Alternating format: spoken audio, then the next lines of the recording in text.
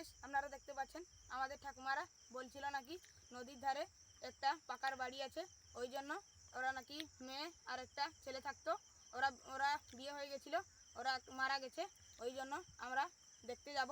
ওখানে নাকি ভূতের বাসা হয়ে গেছে, ওই জন্য আমরা দেখতে যাব। হ্যালো বন্ধু, আমরা এখন এই ভূতের বাসায় চলে যাচ্ছি, আপনাদেরকে দেখাবো।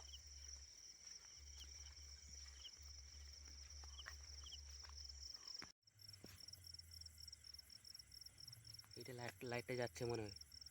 এটা কিটা যাচ্ছে? এইটা মনে হয় আমাদের ঠাকুমারা বলছিল এইটা ভূত মনে হয়। এইটা লাইটটা যাচ্ছে মনে হয়। আমাদের নিজের চোখকে তো বিশ্বাস করতে পারছি না। পাশে যাব না না, পাশে গেলে বিপদ আছে। বাড়ি চলে যাবো নাকি? না না, বাড়ি যাবো না, দেখে দেখতে হবে বিষয়টা পুরো। ঠাকুমারা বলতেছিল।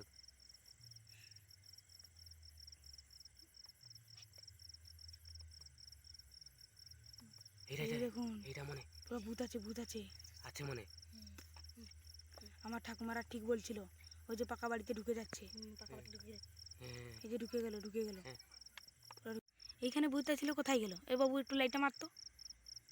এটা মনে হয় এইটা ঠিক আছে, ঠিক বলছিলে আমার ঠাকুমারা, ঠিক বলছিল এখানে সত্যির ভূত আছে।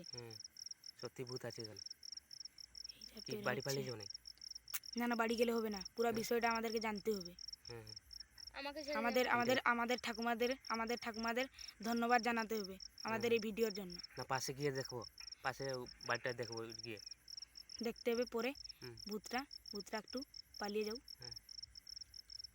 পালিয়ে গেলেই আমরা যাব।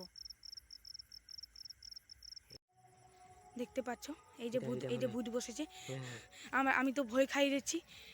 এখন কি করব? এই যে ভূতটা উঠছে, বাড়ি পালাবো নাকি? চলে যাবো নাকি? হ্যাঁ, এইটা মনে যাচ্ছে।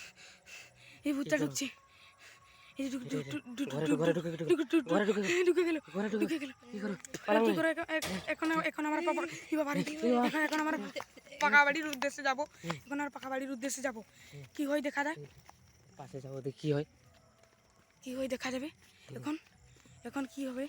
বাড়ি চলে গেল গাইস। আপনারা দেখতে পাচ্ছেন এই যে গাছটা হলছে, এই যে গাছ হলছে, এদের ভূত আছে মনে হয়। ভূত আছে।